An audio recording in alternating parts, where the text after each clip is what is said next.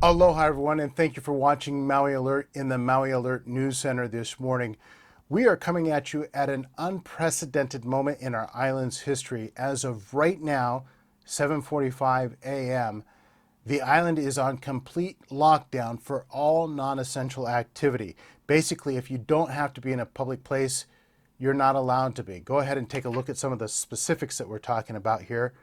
Bars, nightclubs, tourist attractions, gyms, and public gathering places must be closed under the mayor's emergency proclamation. Restaurants are only allowed to do takeout or drive-through with no sit-down dining. Gatherings of 11 or more people are not allowed, not even in places of worship. And this is a biggie: no travel that is not essential. So what is essential? Here are some guidelines on that. Going to and from work, of course. Grocery shopping is allowed. People have to eat. Going to any kind of medical care or pharmacy, that's allowed. Taking care of financial business, going to the bank, paying bills, etc. Rendering care to family members in need. Those things are considered essential and are allowed. You can travel for those things. For all those other things, you can't even get in the car and move about. So what happens if you get caught breaking the law?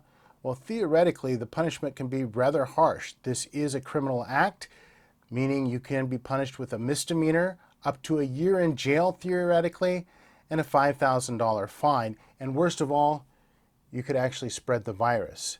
Here's what Mayor Michael Victorino had to say about the situation last night in his news conference. We are fighting an invisible enemy. None of us know for sure what, where, and how this virus may affect us. So the rules I put in place, ladies and gentlemen, is to protect you, the people of Maui County. Our residents have always been my number one priority, and has never changed in all the years I have served this community. Victorino did say that even though the emergency remains in effect for about the next 60 days or so, he's going to review things in 15 days. He's going to take a look, see if these emergency social distancing requirements are still necessary, and if not, hopefully if not, he will lift them. Even without large-scale testing, this is what we know this morning about how quickly this virus is spreading. As of last night, Thursday night, 26 confirmed cases statewide. Just 2 days before, that number was 14. That's nearly double in just 2 days. Maui has 5 confirmed cases right now, according to the Department of Health. This number apparently does not include those who were infected while on the island and then traveled off. And that's important because even though those people obviously traveled off the island while they were here, did they spread this very contagious virus? That we don't know. But in all likelihood, from what we have seen in other parts of the country, that is a very real possibility. Of those who were counted, the numbers seem significantly higher. We'd like to know more about the precise number of people who were infected, how they were infected, where they were infected, their genders, ages, etc. But the State Department of Health is not cooperating on that front, not even providing the cursory information.